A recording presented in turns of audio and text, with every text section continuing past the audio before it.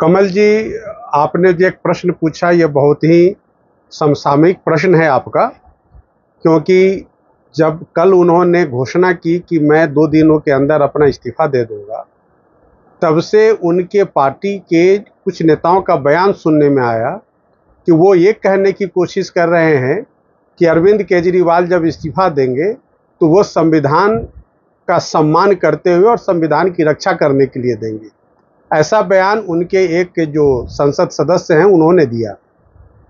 लेकिन मैं आपके चैनल के माध्यम से बताना चाहता हूं कि अरविंद केजरीवाल जी ने जो घोषणा की है इस्तीफा देने की, वो घोषणा ये संवैधानिक प्रावधानों के दबाव में आकर के दे रहे हैं।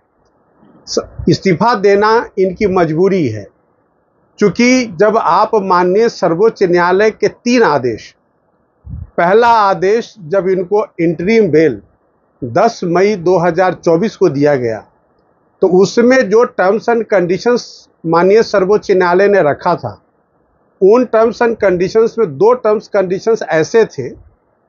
एक उसमें था कि ये मुख्यमंत्री के रूप में किसी भी फाइल पर सिग्नेचर नहीं करेंगे।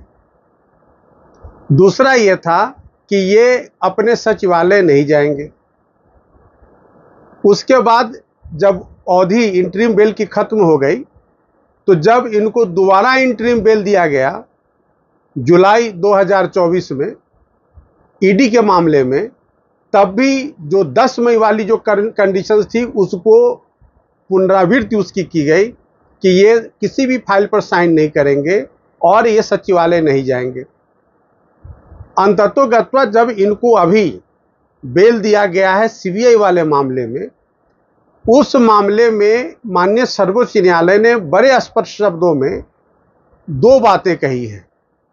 पहली बात ये कि इनका जो आर्गुमेंट था कि इनका अरेस्ट गैर कानूनी है, उस दलील को माननीय सर्वोच्च न्यायालय ने अपने आदेश में सिरे से खारिज करते हुए कहा कि आपका जो आदेश था बिल्कुल कानून संगत था।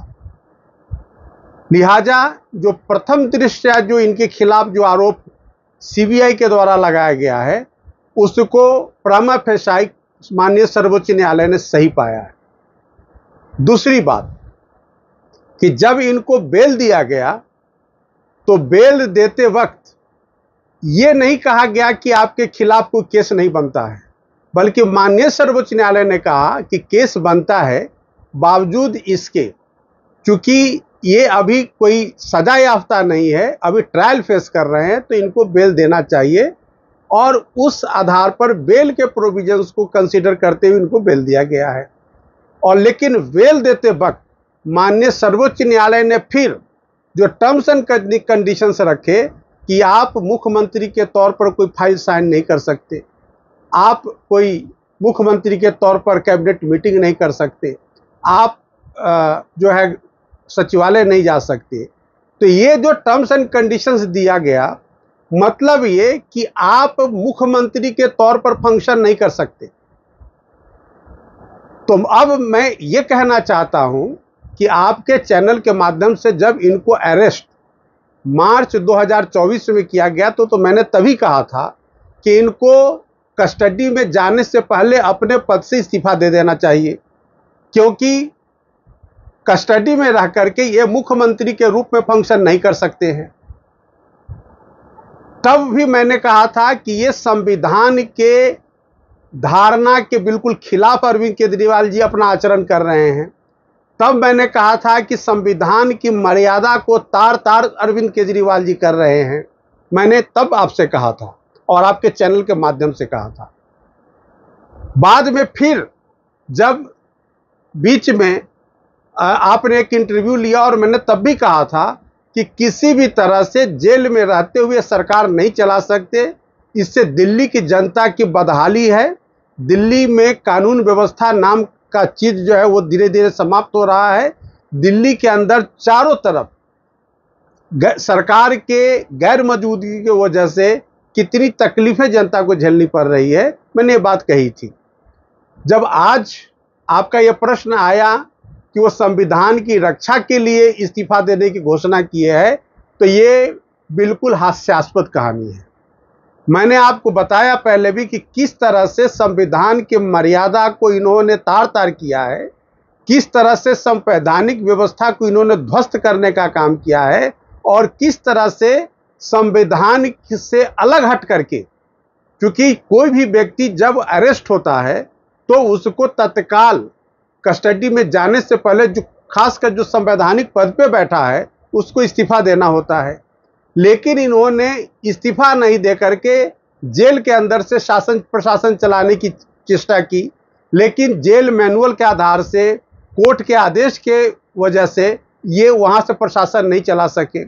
नतीजा क्या हुआ कि 24 मार्च से लेकर के अभी 2 दिन पहले तक दिल्ली के अंदर मुख्यमंत्री की मौजूदगी सरकार में नहीं थी।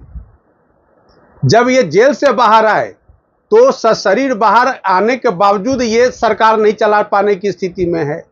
तो ऐसी स्थिति में इन्होंने संविधान का सम्मान करते हुए नहीं बल्कि मजबूरी में इस्तीफा देने का घोषणा किया है।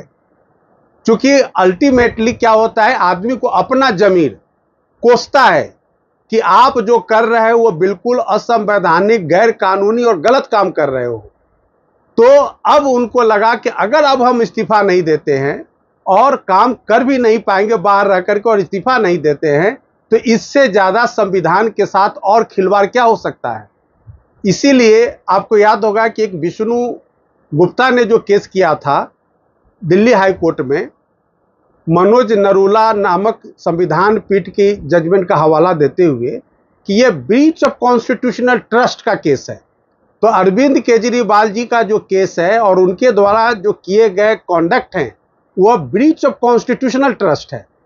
तो ब्रीच ऑफ कॉन्स्टिट्यूशनल ट्रस्ट कब तक करते रहेंगे। इसलिए इन्होंने अब जो मानस बनाया है कि वो इस्तीफा दे देंगे, तो शायद वो काफी देर हो चुका होगा संविधान को बचाने के लिए।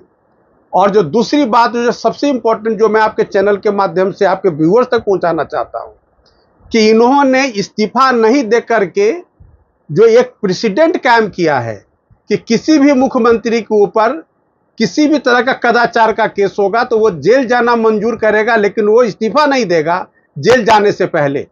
यह एक बहुत ही गलत परंपरा अरविंद केजरीवाल जी ने इस देश में स्थापित किया है।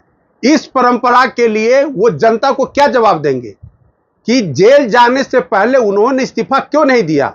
उनको तो झारखंड के मुख्यमंत्री से सीख लेनी चाहिए, जो इस जेल जाने से पहले इस्तीफा देकर के तब जेल गया, वो भी इनसे बड़े राज्य का, सूबे का वो मुख्यमंत्री, वो भी बहुमत लेकर के आया हुआ मुख्यमंत्री, उसने इस्तीफा दिया। आखिर कौन सी मजबूरी थी कि इन्होंने इस्तीफा देने से मना कर दिया।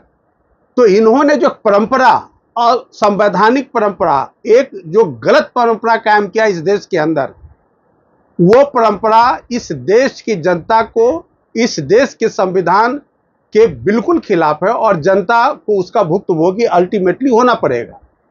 इसीलिए मैं कहना चाहता हूं कि अगर आज उनके पार्टी के लोग या उनके पार्टी के नेता ये कहने की कोशिश करते हैं कि संविधान की रक्षा के लिए उन्होंने कुर्बानी देने की बात कही है, इसको मैं सिरे से खारिज करता हूं। हाँ, अगर ये जेल जाने से पहले अगर इस्तीफा दे दिए होते तो शायद बहुत हद तक उनके नेताओं की इस बात में हम दम पाते, मेरिट पाते, लेकिन ऐसा कुछ भी नहीं हुआ। इसलिए आज कहना मतलब कि मर्यादा की सारी सीमाओं को लांघने जैसी बात होगी। इसलिए आपके चैनल के माध्यम से व्यूअर्स को कहना चाहता हूं कि अगर आज वो इस्तीफा देते हैं तो संविधान की कोई रक्षा नहीं करेंगे, वो बल्कि अपनी इज्जत बचाने के लिए, अपनी प्रतिष्ठा बताने के लिए और पार्टी को पॉलिटिकल माइलेज दिलाने के लिए उनका शायद ये एक सोची समझी साजिश है। तो इस इस्तीफा का जो उद्घोषणा है उसको मैं एक साजिश मानता हूं और उसका वो पॉलिटिकल माइलेज लेना चाहते हैं।